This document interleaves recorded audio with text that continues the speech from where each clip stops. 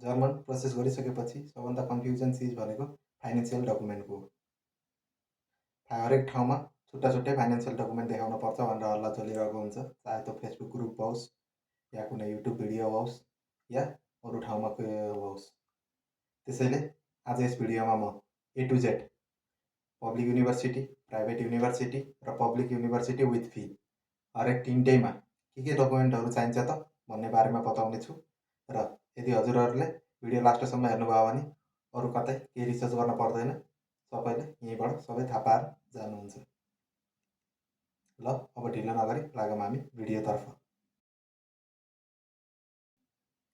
Mainly यो video मैले मास्टरलाई focus गरेर बनाएको छु र ब्याचलरलाई पनि मेल खान जान्छ। एउटा भनेको पब्लिक युनिभर्सिटी, अर्को भनेको प्राइभेट युनिभर्सिटी र अर्को भनेको पब्लिक युनिभर्सिटी विथ फी। सबैभन्दा सुरुमा कुरा गरौँ अब प्राइभेट युनिभर्सिटी।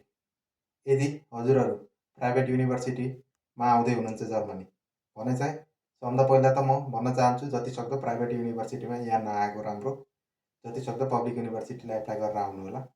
र यदि त्यही पनि आउँदै हुनुहुन्छ भने चाहिँ हजुरहरूले देखाउन पर्ने फाइनेन्सियल डकुमेन्ट भनेको इन्कम स्टेटमेन्ट हजुरहरूले देखाउनै पर्छ र ब्लक एमाउन्ट भयो जो हजुरहरूले लगभग वेबसाइटमा जे मेन्सन छ सबै फाइनेन्सियल डकुमेन्टहरू कम्पलसरी नै देखाउन पर्छ, किनकि हजुरहरूको फी भएको कारण हजुरहरूले देखाउन पर्छ कि यदि हजुरहरूले फी तिर्न सक्नुहुन्छ कि सक्नुहुन्न। त्यही भएर म सजेसन गर्छु जतिसक्दो हजुरहरू प्राइभेट युनिभर्सिटीमा जर्मनीमा नआउनु भनेर। ल अब अर्को कुरा गरौँ public university with fee. Public university हो र फी छ भने चाहिँ त्यति स्ट्रिक्टली फाइनेन्सियल डकुमेन्ट चेक हुन्न।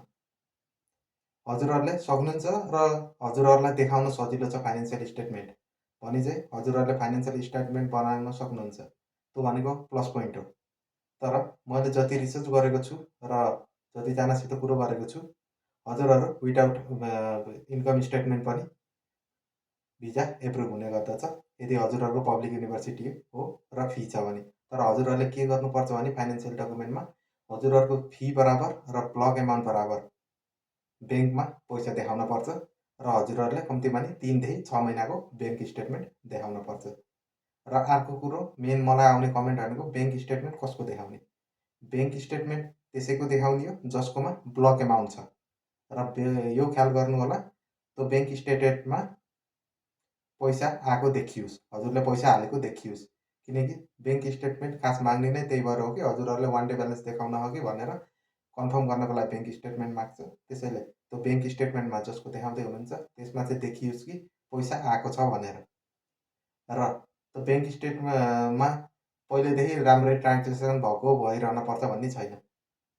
हजुरहरूको थोरै ट्रान्जेक्सन भइरह पहिलेदेखि भने पनि त्यति फरक पर्दैन यसमा चाहिँ। हजुरहरूले सिर्फ 25 लाख आएको देखाउनु पर्यो, एकैचोटि 25 लाख हालेको देखाइने हुन्छ, 10 लाख गरेर हालेको देखाइने हुन्छ, त्यो चाहिँ तपाईँको मर्जी। लास्टमा कुरा गरौँ पब्लिक युनिभर्सिटीको। यदि हजुरहरूले पब्लिक युनिभर्सिटीमा भिजा एप्लाई गर्दै हुनुहुन्छ भने चाहिँ हजुरहरूलाई मेनली चाहिने भनेको एउटा भनेको ब्लक एमाउन्ट कन्फर्मेसन, त्यो तिनटैलाई चाहिने भयो, पब्लिक प्राइभेट र public with fee without fee पनि। र अर्को भनेको चाहिँ ब्याङ्क स्टेटमेन्ट, त्यही 3 देखि 6 महिनाको।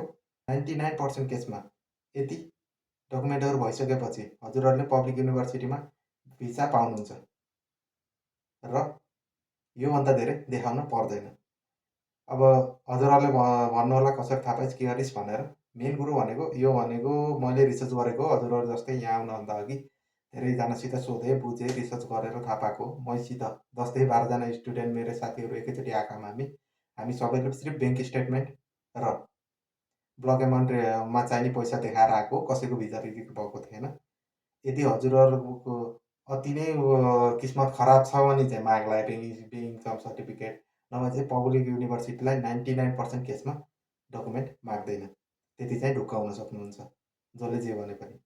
प्राइभेटलाई माग्न सक्छ र पब्लिक युनिभर्सिटी विथ फीलाई पनि कुनै कुनै केसमा माग्ला यदि फी धेरै छ भने चाहिँ। नर्मल फी छ 1000, 1200, 1500 युरो पर सेमेस्टर छ भने चाहिँ माग्दैन। अलि धेरै नै छ भने चाहिँ त्यसमा नि माग्न सक्छ। तर पब्लिक युनिभर्सिटी विदाउट फीमा चाहिँ केही पनि माग्दैन।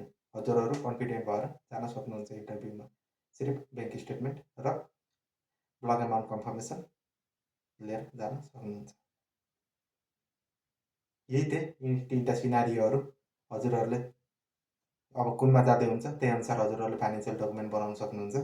आशा गर्छु हजुरहरूलाई यो भिडियो राम्रो लाग्यो भन्ने र कृपया प्लिज च्यानललाई सब्सक्राइब गरिदिनु होला। हजुरहरूको एउटा सब्सक्राइबले धेरै मोटिभेसन मिल्छ र यदि कुनै टपिकमा भिडियो भन्न चाहनुहुन्छ भने कमेन्ट गर्न सक्नुहुन्छ। म त्यसको बारेमा पक्कै नै बनाउनेछु। फेरि भेट्नेछौँ अर्को यस्तै जर्मन रिलेटेड भिडियोमा। बाई।